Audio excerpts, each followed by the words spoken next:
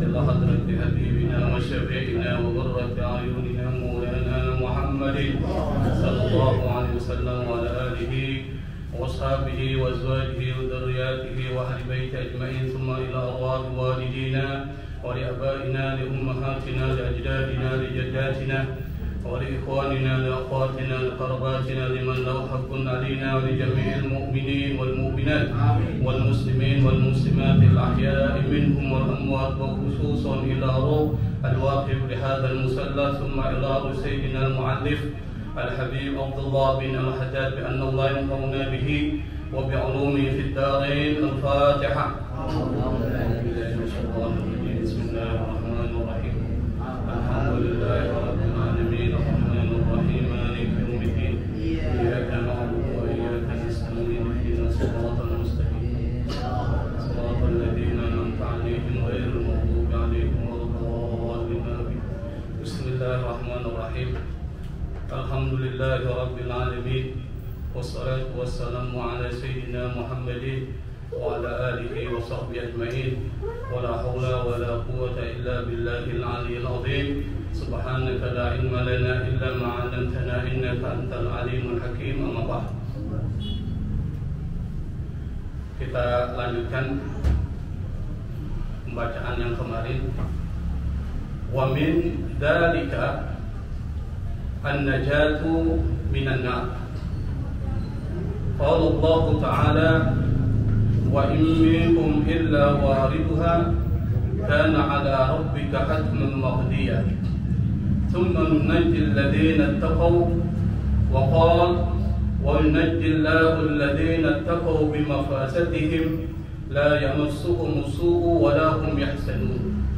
Wa min dhalika al-makhraju min asy-syada'idi war-rizqu min haitsu la yahtasibu wal yusru wa idhamul ajri. Qala Allah Ta'ala: wa man yattaqillaha yaj'al lahu makhraja wa yarzuqhu min haitsu la yahtasib wa man yattaqillaha yaj'al lahu min amrihi yusra wa man yattaqillaha yukaffir anhu sayi'atihi wa yu'dhim lahu ajra. Sampai sini. Wa min dzalika, waw ini saya akan ulang-ulang terus ya supaya kita ngerti nahunya, adalah waw ibtidah yang tidak ada kaitan dengan kalimat berikutnya. Jadi dia adalah waw tersendiri yang dalam bahasa Arab itu untuk pemanis dalam penulisan bahasa Arab. Karena waw itu ada macam-macam, ada waw ataf yang artinya dan, ada juga waw qasam perintah sumpah. Misalnya wasyamsi wa duhaha, wawnya waw sumpah. Ada juga waw jama', maka waw ini banyak. Ada juga waw harfu jar, maknanya adalah rubah. Nah, kalau kita belajar nahwu itu ketemu itu. Wa min sini adalah harfu jarrin yang fungsinya adalah untuk menjelaskan sebagian. Jadi kalau diartikan di antara, dzalika kembali kepada penjelasan sebelumnya adalah takwa. Di antara manfaat dari takwa itu maksudnya seperti itu. Wa min dzalika, di antara manfaat dari takwa yang kita sebutkan sebelumnya itu ada yang pertama al-ma'iyah al-ilahiyah, artinya bersama dengan Allah. Allah akan bersama orang bertakwa. Yang kedua, Allah akan kasih ilmu laduni. Yang ketiga, Allah akan memberikan ampunan. Kita sudah jelaskan ini. Nah, sekarang masuk kepada pembahasan berikutnya adalah di antara buah dari takwa kepada Allah Subhanahu wa taala an-najatu minan nar. An-najatu. An-najah itu adalah bentuk masdar dari kata najah yang najah. Itu artinya keselamatan. Bedakan dengan najah pakai ha. Kalau an-najah itu artinya kesuksesan. Makanya orang Arab kalau ingin mengatakan selamat kepada seseorang ketika melakukan satu ujian disebut dengan ma'an najah. Semoga sukses, semoga lulus. Ma'an najah. Nah, di sini menggunakan an-najatu. Apa itu an-najatu? Keselamatan minan nar, dari api neraka. Jadi kata Al-Habib Abdullah Al-Haddad, salah satu manfaat dan buah dari takwa kepada Allah, Anda akan diselamatkan oleh Allah dari api neraka. Mana dalilnya? Dalilnya itu adalah qala Allah Ta'ala, Allah Subhanahu wa Ta'ala berfirman, wa in minkum illa wariduha. Wa in, ketika ketemu illa, itu artinya tidak ada satupun dari kalian kecuali kalian akan memasukinya. Wariduha, wariduha artinya dakhiluha. Tidak ada satupun dari kalian, pasti kalian akan memasukinya. Memasuki apa? Hak di sini. Para ulama tafsir ada yang mengatakan memasuki neraka. Hak ini kembali an-nar. Kenapa an-nar? Kok pakai hak itu? Karena dia adalah muannas majaz, an-nar, maka menggunakan hak. Wa in minkum illa wariduha, tidak ada satupun dari kalian, pasti kalian akan memasuki neraka itu. Terus, kana ala rabbika hatman maqdiyah. Kana ala rabbika, atas Tuhanmu itu adalah ketetapan yang sudah pasti. Hatman itu ketentuan makdi yang sudah pasti. Artinya apa? Kita ini pasti itu akan memasuki neraka. Kenapa? Karena banyak perbuatan-perbuatan jahat yang kita lakukan. Tapi ada orang-orang kafir masuk nerakanya kekal. Kalau kita cuma transit doang. Tapi kalau transit capek, sakit juga itu. Nah, tetapi nanti Allah akan selamatkan. Itu penafsiran pertama. Penafsiran yang kedua, kata hak di sini artinya as-sirat. Apa itu sirat? Siratul mustaqim. Sirat. Yang disebut sirat itu nanti masing-masing kalian pasti akan memasuki yang disebut dengan jembatan. Tapi Allah Subhanahu wa Ta'ala akan menyelamatkan orang-orang bertakwa dan orang-orang beriman. Dan ayat yang digunakan lagi adalah summa nunajjil ladzina taqaw. Kemudian kami, kata Allah, nunaji. Nah, dari kata naja ditambah tasdid itu najja, nunaji, kami pasti akan menyelamatkan orang-orang bertakwa. Jadi tambah satu huruf, najja, najja, nanti ada kata anja, itu artinya sama. Nunajjil ladzina taqaw, kami pasti akan menyelamatkan orang-orang yang bertakwa. Nah, ini dalil bahwa orang-orang yang bertakwa pasti akan diselamatkan oleh Allah Subhanahu wa Ta'ala. Dan dalil yang kedua adalah wa yunajjillahu alladhina taqaw, Allah menyelamatkan orang-orang yang bertakwa bimafazatihim, karena keberuntungan mereka. La yamassuhum, la artinya tidak, yamassu itu tersentuh, hum itu mereka tidak akan tersentuh apa? As-su, satu keburukan, walahum yahzanun, dan orang bertakwa itu pasti tidak akan pernah bersedih. Nah, pertanyaannya adalah kenapa persoalan neraka itu menjadi penting diperhatikan? Kenapa salah satu buah dari ketakwaan kepada Allah Subhanahu wa Ta'ala, Allah akan menyelamatkan orang-orang bertakwa itu dari neraka? Kenapa? Karena neraka itu adalah disebutkan oleh Allah wa bi'sal masir, tempat kembali yang paling buruk. Dan itu disebutkan 11 kali dalam Al-Quran, Pak. Disebutkan 11 kali untuk menggambarkan neraka jahanam itu dengan wa bi'sal masir. Apa itu bisa? Bisa itu sesuatu yang paling buruk, seburuk-buruknya. Al-masir, tempat kembali kita. Nanti kan ada dua tempat kembali, surga dan neraka. Nah, surga disebut dengan tempat yang penuh dengan kenikmatan. Tapi neraka itu adalah tempat yang paling buruk, tempat kembalinya seseorang. Itu yang pertama. Alasan pertama adalah wa bi'sal masir. Alasan yang kedua, al-khusranul mubin. Orang yang masuk ke dalam neraka itu adalah orang yang mendapatkan kerugian yang sangat besar. Jadi alasannya dua. Makanya kemudian Allah Subhanahu wa Ta'ala menurunkan aturan-aturan kepada kita. Yang aturan-aturan itu kalau kita jalankan, pasti kita akan diselamatkan oleh Allah Subhanahu wa Ta'ala dari neraka. Kenapa? Karena kehinaan dan kerugian yang disebutkan oleh Allah Subhanahu wa Ta'ala atau dalam Al-Quran itu, indikator dari neraka itu yang pertama adalah, kalau Bapak lihat api yang ada di dalam neraka digambarkan oleh Nabi Muhammad SAW itu satu bagian api yang ada di dunia ini yang kita gunakan untuk memasak, kita gunakan untuk menyalakan api. Itu cuma satu bagian dari 70 bagian api neraka.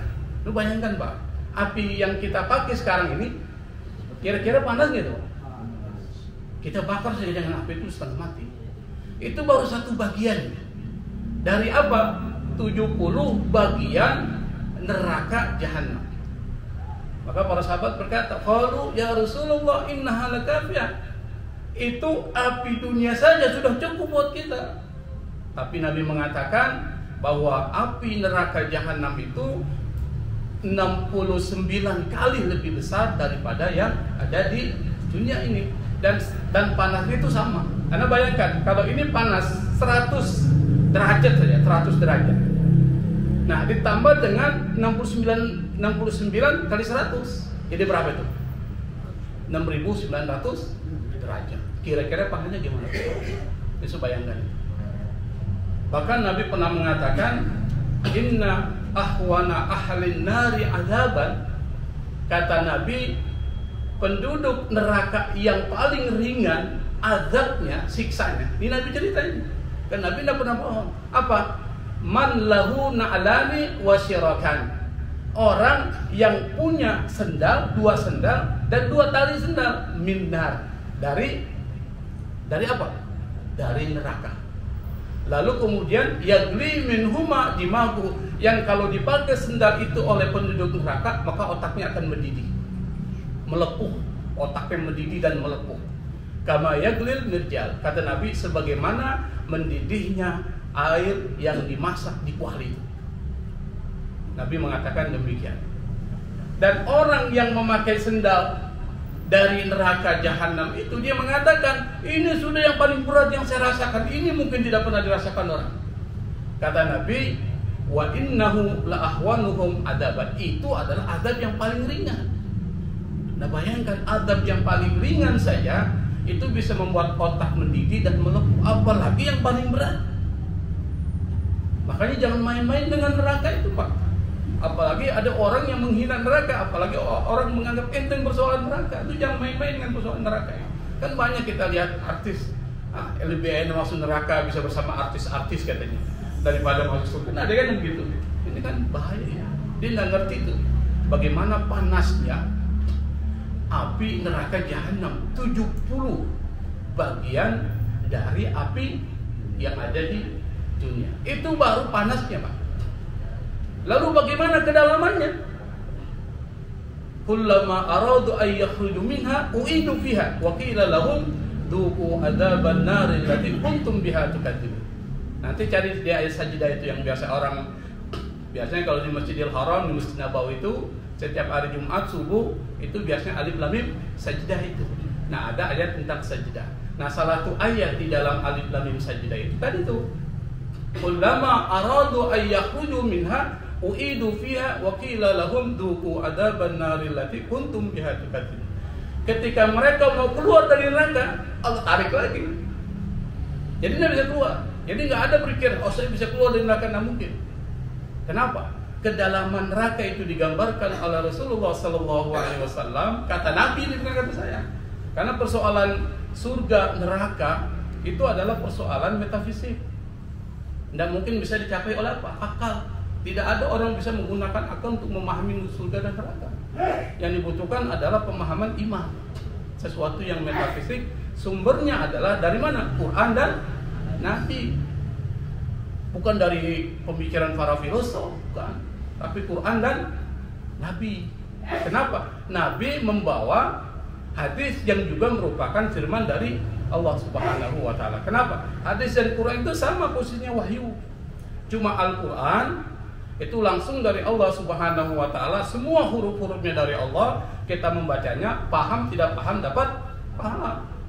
Tapi kalau hadis itu maknanya dari Allah, Nabi yang menyampaikan kepada umatnya. Maka orang yang mempelajari hadis dapat pahala, menghafal hadis dapat pahala. Bukan membacanya, tapi mempelajari, menghafalnya itu adalah mendapatkan pahala. Nabi mengatakan, inna sakhratal azimata, kata Nabi, la tulqa ila jahannam fatahwi fiha sab'ina aman ila qarariha. Kata Nabi, inna sakhratal azimata, itu batu besar. Kalau dia lemparkan dari pinggiran neraka, dari atas ini neraka ke bawah, dari pinggiran neraka, itu untuk sampai kepada dasar neraka membutuhkan waktu 70 tahun. Sab'ina aman ila qarariha, ma tubdi ila qarariha. Kata Nabi, membutuhkan waktu 70 tahun sampai ke dasar neraka. Makanya Nabi mengatakan, jangan main-main dengan musuh neraka itu. Maka Allah mengatakan dalam Al-Quran, wa bi'sal masir, dan orang yang masuk ke dalamnya adalah khusranul azim, khusranul mubin. Orang yang mendapatkan kerugian yang sangat besar dan sangat nyata adalah orang yang masuk ke dalam neraka. Karena digambarkan neraka ini begitu, itu baru kedalamannya. Ini masih saya jelaskan cuma 3 saja, Pak. Nanti Bapak bisa pikirkan dari yang 1, 2 ini, pikirkan di rumah kira-kira gimana itu. Yang ketiga, penduduk neraka itu tetap Allah kasih makan. Allah maha adil dan maha kasih sayang, tetap diberikan makan. Apa makanannya? Wala ta'amun illa min gislin, la yakuluhu illa al-khati'un. Kata Allah, tidak ada makanan kecuali gislin. Ada dalam Al-Quran itu, surat Al-Haqqah misalnya. Wala ta'amun illa min gislin, tidak ada makanan kecuali mereka mendapatkan makan dari Allah, namanya gislin. Apa gislin? Gislin itu adalah sejenis makanan campur darah, campur nanah. Dari kulit manusia yang berdarah bernanah itu dikasih makan itu. La yakuluhu illa khati'un, yang makan hanya orang-orang yang berdosa saja. Itu satu, Pak, gislin. Makanan yang kedua namanya zakum. Pernah dengar nama zakum? Pernah dengar ya? Tu'amul asim kal muhli yagli fil butub kaghalil hamim. Kata Allah dalam Al-Quran, zakum itu adalah tu'amul asim, makanannya orang-orang pendosa. Kal muhli yagli fil butun, seperti cairan minyak yang sangat panas yang mendidih di dalam perut-perutnya. Bayangkan, mendidih dalam perutnya, itu zakum. Dan zakum itu dijelaskan dalam Al-Quran. Apa? Sajaratun takhruju fi aslil jahil. Kata Allah dalam Al-Quran, yang namanya zakum itu adalah pohon yang tumbuh di dasar neraka. Tal'uha ka'annahu ru'usus syayatin. Dia punya pucuk tuh mayang-mayangnya seperti apa? Kepala-kepala setan. Ru'usus syayatin. Ru'us itu ra'is. Ra'is itu ra'sun. Ra'sun itu artinya kepala. Jamaknya ru'us, kepala-kepala. Asyayatin, setan-setan. Anda bayangkan, kita kalau dengar kata setan, kira-kira bagaimana bentuknya? Jelek banget. Kan setan itu simbol kejahatan, simbol keburukan. Ini kepala setan. Jadi pucuknya, mayang dari pohon zakum itu seperti kepala setan dikasih makan. Yang kalau seandainya mereka makan, kata Nabi, itu akan menghancurkan perut-perutnya, mencabik-cabik perut. Apa? Kata Nabi, kalau seandainya satu tetes buah zakum jatuh ke muka bumi ini, satu tetes buah zakum jatuh ke muka ini, maka seluruh bumi ini tidak ada yang tumbuh pepohonan, tandus semua. Satu tetes, Pak. Apalagi bagaimana, kata Nabi, wa kaifa idza kana ta'amaha, bagaimana kalau seandainya zakum itu menjadi makanan penduduk neraka. Kalau satu tetes getahnya saja jatuh ke bumi, itu bumi langsung tandus, gersang, tidak bisa tumbuh apa-apa, dan itu bisa menghancurkan mata pencaharian manusia di muka bumi. Itu satu tetes. Bagaimana kalau seandainya buah zakum itu menjadi makanannya? Itu baru makanan. Yang kedua minuman, dikasih minuman 4 merek. Jadi minuman neraka itu ada 4 merek. Apa? Pertama namanya mereknya Hamim. Wasuku ma'an hamiman faqatu am'ahum. Itu ayat Al-Quran. Wasuku, mereka diberikan minuman. Apa minumannya? Air. Air yang gimana? Hamim, yang sangat panas. Faqatu am'ahum, yang kalau dia minum qatta'a. Apa itu qatta'a? Qatta'a itu memotong. Kalau ditambah tasdid di tengah-tengahnya, qatta'a, bukan memotong aja, mencabik-cabik gitu. Bukan motong gini, tapi gini-gini, Pak. diiris-iris. Itu namanya qatta'a. Faqatta'a am'a'ahum. Apa yang dipotong? Am'a'ahum, usus-usus mereka yang ada dalam perutnya. Dipotong-potong. Oleh apa? Air namanya hamim. Dan kenapa penduduk neraka mau minum? Mereka haus, Pak. Harus minum. Tapi minumannya ketika mereka minum, mau tidak mau hancur perutnya. Allah hidupkan lagi. Jadi dia rasakan lagi. Tidak ada kematian. Kalau mati enak, Pak. Disiksa, mati, selesai. Enggak, dihidupkan lagi. Mati lagi, hidupkan lagi. Begitu terus. Jadi tidak ada yang namanya kematian. Dalam artian kematian yang abadi, tetapi dia disiksa abadi. Itu orang-orang kafir. Yang kedua, minumannya namanya gasaq. La yadukuna fiha bardan wala syaraban illa hamima wa gasaq. Di juz amma itu kalau sana. Mereka tidak akan pernah merasakan sejuknya neraka. Bardan wala syaraban, dan tidak pernah merasakan minuman yang segar dari neraka. Illa hamima wa gasaq. Kecuali mereka akan mendapatkan minuman, yaitu cairan yang sangat panas. Yang kedua, cairan yang sangat dingin, gasaq. Kalau hamim itu panas, gasaq itu sangat dingin.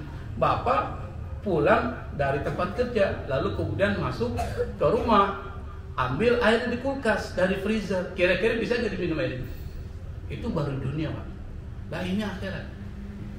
La yadukuna fiha bardan wala syaraba illa hamima wa gasaq. Gasaq.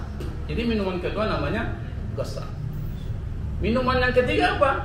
Namanya sadid. Dalam surat Al-Hadid itu wa yusqa mimma'in sadid yatajarrahu wa la yakadu yusibuhu. Kata Allah dalam Al-Qur'an, nanti orang-orang yang berada di neraka yusqa, itu diberikan minuman. Apa?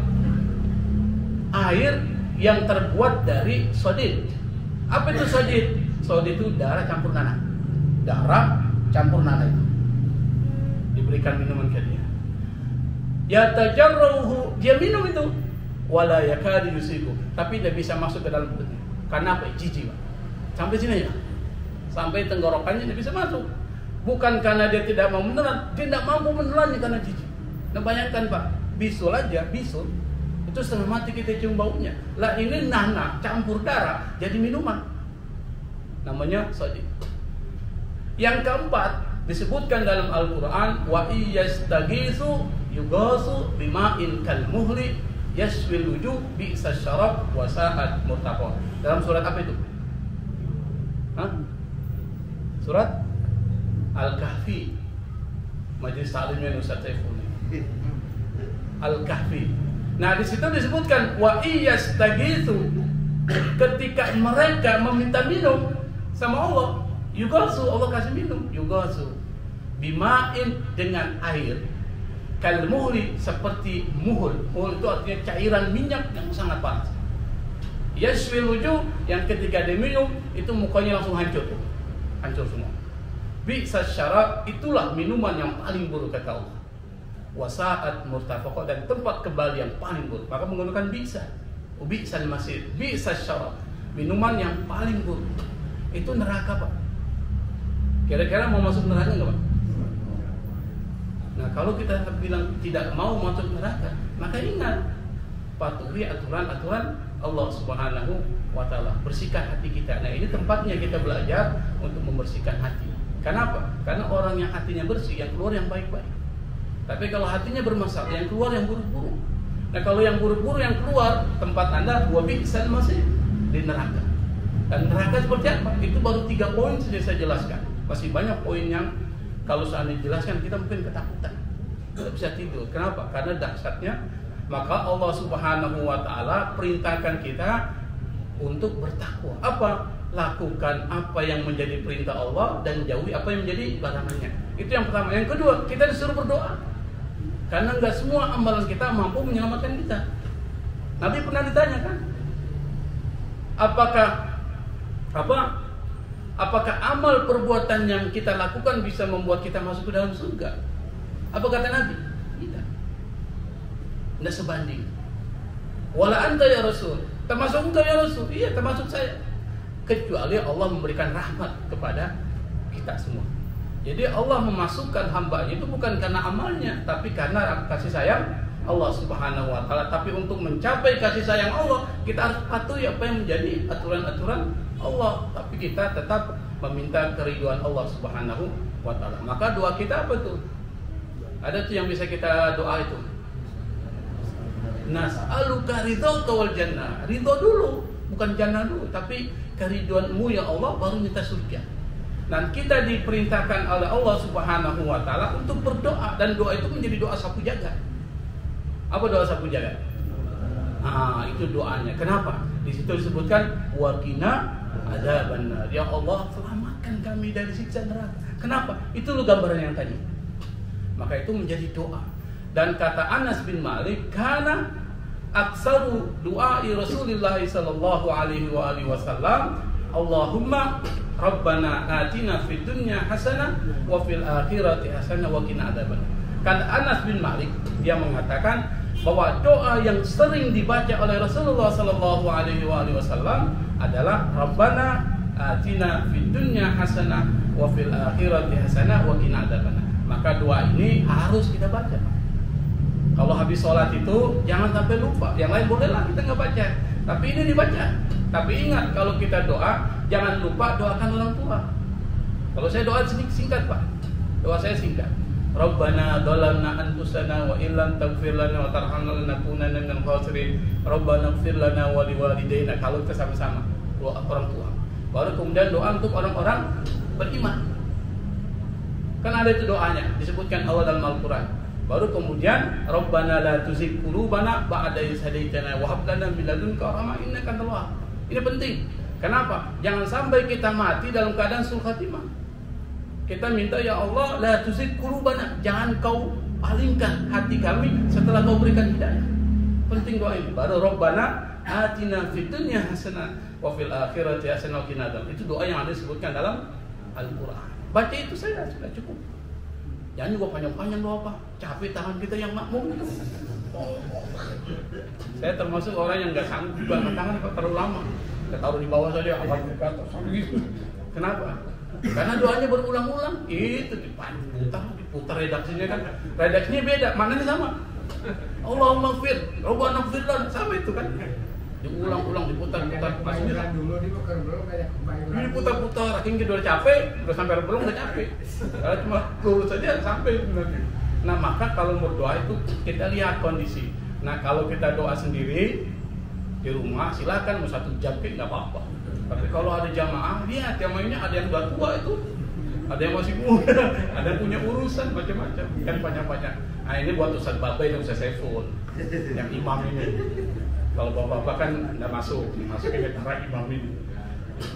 Nah itu maka kita diminta untuk berdoa. Doanya tadi, jangan sampai lupa Rabbana atina fid dunya hasanah wa fil akhirati hasanah wa qina adzabannar. Maka disebutkan dalam Al-Quran, dan kita diperintahkan setiap hari membaca itu 5 waktu. 5 waktu. Kenapa? Nabi yang paling banyak doanya itu. Kenapa? Situ ada wa qina adzabannar, selamatkan kami dari siksa api neraka yang dahsyatnya luar biasa. Kalau kita masuk, na'udzubillah, jangan sampai 1 detik pun kita masuk ke dalam neraka. Maka harus kita bersihkan hati kita. Nah itu takwa. Jadi takwa bisa menyelamatkan dari api neraka. Logikanya gimana? Oh sangat logis Pak. Orang yang bertakwa itu adalah orang yang hubungannya baik dengan Allah. Orang bertakwa itu hubungan dengan Allah bagus. Maksudnya gimana? Dia sabar, dia tawakal, dia ridho sama Allah. Itu hubungan dengan Allah. Ridho, tawakal. Kalau kena musibah tidak mengeluh. Alhamdulillah Allah masih ingat saya. Saya malah, para ulama itu sedih kalau dia tidak diberikan ujian. Dia sedih, berarti Allah meninggalkannya. Nah ketika dia berikan musibah, tidak mengeluh. Tapi itu dikembalikan kepada Allah Subhanahu wa Ta'ala. Inna lillahi wa inna ilaihi raji'un. Itu orang-orang beriman akan begitu. Kalau dia mendapatkan rezeki, dia bersyukur. Maksudnya apa? Rezeki itu bukan digunakan untuk sesuatu yang menjauhkan diri dari Allah Subhanahu wa Ta'ala, tapi dia sedekahkan, dia bantu orang lain, dia bangun masjid, dia bangun mushola dan sebagainya. Itu orang yang bersyukur. Karena di dalam harta dia itu ada harta orang lain. sholatnya bagus, bukan cuma yang wajib, yang sunnah-sunnah dia lakukan, puasa dia bagus, hubungannya dengan Allah bagus, hubungan dengan manusia pun bagus dalam bertakwa. Di dalam Al-Quran disebutkan itu apa? Dia suka bantu orang lain. Uiddat lil muttaqin, ada disebutkan wasari'u ila magfiratin mir rabbikum wa jannatin arduha as-samawati wal ardu uiddat lil muttaqin. Tulisannya ada kan? Nah, itu salah satu beberapa ciri dari orang bertakwa itu adalah dia infakkan hartanya di jalan Allah. Kalau dia melakukan kesalahan, dia ingat Allah Subhanahu wa taala, minta ampun kepada Allah. Dia berzikir kepada Allah Subhanahu wa taala dan dia jaga lidahnya, ketika marah dia tahan marahnya. Orang bertakwa. Wal kaziminal ghaiz wal 'afina 'anil nas. Bapak bedakan kata kazimin itu dia mana? Al-ghaiz dan godok. Ini beda, Pak. Godok ini marah, tapi kalau ghaiz dia mampu membalas orang itu. Dia mampu membalas itu. Jadi saya dibuat marah, saya mampu membalas orang itu, tapi saya tahan. Itu namanya al-ghaiz. Wal kazimin al-ghaiz. Itu namanya seperti itu. Saya bisa menjatuhkan orang itu, tapi saya tahan. Tetapi kalau godok, marahnya itu tidak apa istilahnya? Marah biasa ini, godok. Kalau marah biasa tidak ada masalah. Tapi marah yang paling tinggi itu namanya al-ghaiz, wal kazimin al-ghaiz, wal 'afina 'anil nas, dan dia selalu memberikan maaf kepada orang. Yang paling berat itu memberikan maaf, bukan minta maaf. Minta maaf gampang, Pak. Kita lakukan salah, minta maaf sama dia. Tapi orang yang sudah dizalimi, orang yang sudah disakiti, apakah mudah memaafkan? Makanya orang bertakwa wal 'afina 'anil nas, dia maafin orang itu. Meskipun dia sudah dizalimi, dia sudah difitnah, dia sudah dihina, sudah dimaki, dia masih memberikan maaf. Itu orang bertakwa. Bisa nggak kita begitu, Pak? Saya tanya sama Azza, Anda sudah dipukul berkali-kali buat pakai batu semuanya. Lalu dia bilang, maafin saya, Zah. Anda bisa memberikan maaf? Nanti dulu. Oh, begitu kita. Maka untuk jadi orang bertakwa susah, Pak. Makanya wa minkum illa warida, tidak ada satu pun dari kalian kecuali akan masuk neraka itu. Ada yang sebentar, ada yang lama, nanti dibersihkan baru dimasukkan ke dalam surga. Orang kafir musyrik ya lama di dalam neraka. Bisa dipahami, Pak ya? Logikanya seperti itu. Orang yang bertakwa pasti dia akan diselamatkan Allah. Kenapa? Hatinya bersih. Tidak ada dosanya. Kenapa nggak ada dosanya? Karena apa yang dia lakukan semuanya kebaikan. Pasti Allah akan selamatkan. Yang kedua, wal makhraju minas syada'id. Wa min dzalika al makhraju minas syada'id. Di antara buah dari takwa itu adalah al-makhraj. Al-makhraj ini bisa maknanya bisa masdar mimi, bisa juga isim makan. Jadi dua mana itu? Masdar mimi artinya keluar. Tapi kalau isim makan tempat keluar. Tapi di sini kita lebih pas mengatakan masdar mimi. Al-makhraj artinya keluar. Dari apa? Asy-syada'id. Syada'id itu jamak dari syadidah. Jadi kata syadid, adzabun syadid. Kenapa? Dengar apa ya? Itu artinya azab yang sangat membuat kita menjadi lelah, pedih. Jadi lelah dan sakit, itu namanya syadid. Nah, syada'id, syadidah itu adalah sesuatu yang membuat kita menjadi sulit. Sesuatu yang membuat kita menjadi lelah di hadapan kondisi seperti itu. Itu namanya syadidah atau syada'id. Maka ketika kita bertakwa kepada Allah Subhanahu wa taala, maka Allah akan berikan makhraj. Apa? Solusi. Jalan keluar. Jalan keluar dari apa? Dari setiap persoalan-persoalan menjelimet yang kita hadapi. Itu kalau bertakwa. Yang kedua, wal rizqu min haitsu la yahtasib. Dan Allah akan berikan rezeki dari jalan yang tidak pernah dia duga sebelumnya. Kalau kita ingat kisahnya Siti Maryam. Siti Maryam kan Allah berikan contoh perempuan yang bertakwa. Apa kelebihan yang diberikan oleh Allah Subhanahu wa taala kepada Siti Maryam? Siti Maryam diberikan rezeki min haitsu la yahtasib. Rezeki yang tidak pernah diduga orang. Anda bayangkan, Pak, Siti Maryam itu kerjaannya mendekatkan diri kepada Allah Subhanahu wa taala. Maka tidak pernah ada perbuatan-perbuatan buruk yang lakukan. Makanya pada saat ketika dia hamil, heboh Pak. Kenapa heboh? Karena orang nggak akan yakin kalau Siti Maryam melakukan itu, heboh. Dia selalu berada di mihrab, mendekatkan diri kepada Allah Subhanahu wa Ta'ala sampai Allah cinta, Allah pilih dia. Maka ketika Allah pilih dia, semua kebutuhannya Allah penuhi. Apa? Di dalam Al-Quran itu dijelaskan, dia diberikan buah-buahan. Yang buah-buahan itu adalah buah-buahan yang unik. Maksudnya uniknya gimana? Saat itu musim panas, tapi buah yang ada yang diberikan kepada Siti Maryam, buah-buahan yang tumbuh di musim dingin. Kira-kira unik nggak Pak? Bukan musim durian, tapi ada durian. Kan tidak mungkin, nggak masuk akal. Yang kedua, pada saat ketika musim dingin, Siti Maryam diberikan oleh Allah Subhanahu wa Ta'ala buah-buahan musim panas. Dan itu nggak masuk logika. Sampai Nabi Zakaria, Nabi aja heran. Apalagi kita, Nabi saja heran. Anna laki hadza ya Maryam, ini kau dapat dari mana Maryam? Hadza min indillah, ini semua dari Allah. Sampai kemudian Nabi Zakaria, karena dia tidak punya anak, nah ini Siti Maryam kok mudah sekali Allah kabulkan permohonannya.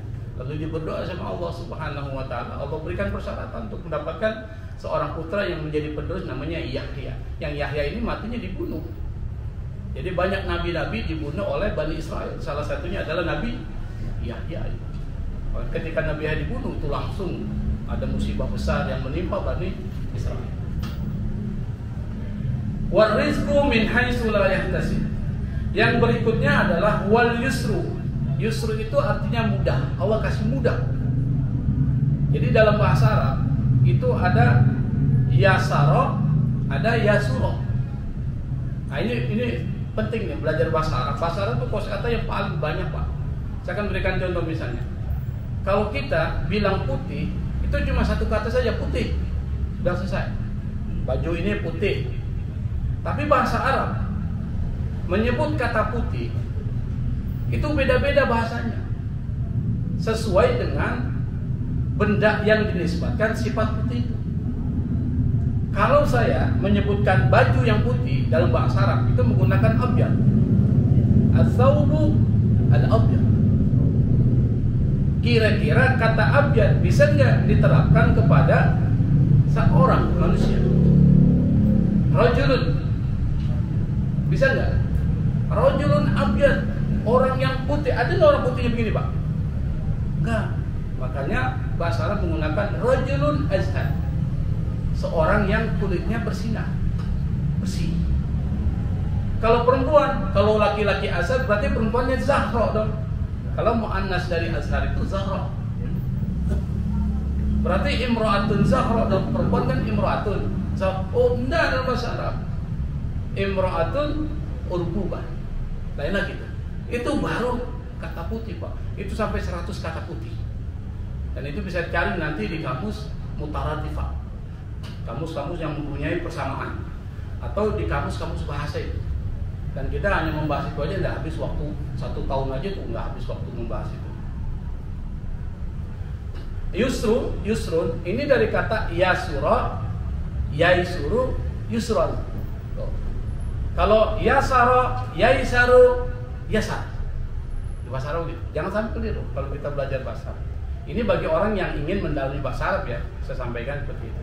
Jadi kata yusrun itu diambil dari kata yasura, yaisuru, yusron. Inna ma'al usri yusron. Apa artinya? Kemudahan.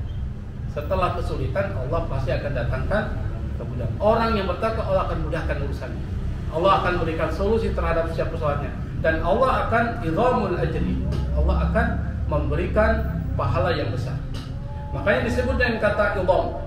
Bukan azmu ya, tapi idham. Azuma ya'zumu, idham adhama. Bukan azmu. Kalau azmu itu tulang. Jangan bilang azmul ajri, tapi idhamul ajri. Nah, ayat yang digunakan untuk menjelaskan persoalan itu adalah wa may yattaqillaha yaj'al lahu makhraja. Barang siapa yang bertakwa kepada Allah, Allah akan jadikan baginya jalan keluar. Wa yarzuquhu min haitsu la yahtasib. Allah akan berikan rezeki kepadanya min haitsu la yahtasib, dari jalan yang tidak pernah dia duga. Wa may yattaqillaha yaj'al lahu min amrihi yusra. Barang siapa yang bertakwa kepada Allah, Allah akan jadikan urusannya menjadi mudah. Wa may yattaqillaha yukaffir anhu sayyi'atihi wa yu'dhim lahu ajra. Barang siapa yang bertakwa kepada Allah, Allah akan hapuskan kesalahan-kesalahannya seperti yang sudah kita jelaskan kemarin. Kaffara anhu sayyi'atihi wa yu'dhim lahu ajra, dan Allah akan perbesar pahala yang dia lakukan terhadap perbuatan-perbuatan. Nah, ada salah satu cerita terakhir ini terkait dengan persoalan ini. Ini ayat ini turun berkenaan dengan seorang. Ini terdapat dalam tafsir At-Tabari, Ibnu Jarir At-Tabari, riwayat Ibnu Jarir At-Tabari dalam tafsir At-Tabari. Ada seorang sahabat Nabi namanya Malik Al-Asy'ari. Malik Al-Asy'ari ini punya putra namanya Auf, dan putranya ini ditawan oleh orang-orang musyrik. Malik Al-Asy'ari datang kepada Nabi, dia bilang, "Ya Rasul, saya punya putra satu-satunya ditawan oleh orang musyrik. Apa yang harus saya lakukan?" Nabi mengatakan, "Isbir, bersabarlah, karena sabar ini adalah ciri orang takwa. Bersabarlah engkau dan perbanyak zikir kepada Allah Subhanahu wa taala." Dan salah satu zikir yang dipesankan adalah la haula wala quwwata illa billah. Pernah jelaskan sebelumnya dulu di awal, tapi kita ulang kembali karena ini ada kaitan dengan ayat ini. Pulanglah Malik Al-Asy'ari, lalu dia beritahukan kepada istrinya, Rasulullah pesan supaya kita bersabar dan kita berbanyak zikir. Dan zikir yang dipesan Rasul adalah la haula wala quwwata illa billahil aliyyil azim. Jadi dia baca terus sampai malam. Dia baca terus sampai satu malam, dia baca terus tuh. Baca terus la haula wala quwwata illa billahil aliyyil azim, terus dibaca. Tiba-tiba anaknya subuh sudah kembali ke rumah. Dia tanya, "Loh, kok bisa sampai ke sini? Gimana ceritanya?" Ada cerita. Jadi pada saat saya diikat oleh orang-orang musyrik dengan ikatan yang sangat kuat, yang tidak mungkin saya bisa melepaskan itu. Tiba-tiba ikatan itu melonggar sendiri, dan terbukalah ikatan itu. Ini kan ikatan ini ada kaitan dengan baca la haula wala quwwata illa billah. Ada kaitan secara spiritual ya, kan nggak bisa diukur secara materi, tapi ada kaitan Allah memberikan pertolongan melalui orang yang bertakwa. Akhirnya kata anak itu dicerita sama kedua orang tuanya, akhirnya saya buru-buru lari, sementara mereka masih tertidur pulas. Pada saat ketika saya mengendarai unta, saya lihat ada banyak kambing-kambing itu, banyak sekali. Saya giring, kambing itu pun ikut. Dan tidak satu pun dari orang-orang musyrik itu mendengar. Padahal kambing itu banyak banget, Pak. Kambing itu kan kalau kita giring pasti dia teriak-teriak gitu. Mbak, banyak kedengaran, tapi enggak. Akhirnya sampailah saya ke sini. Sampai kemana? Sampai ke rumah ini. Akhirnya orang tua dari anak tersebut yang ditawan kemudian terlepas ngadu sama Rasul, "Ya Rasul, ini ada kambing banyak banget ini." Apa kata Rasul?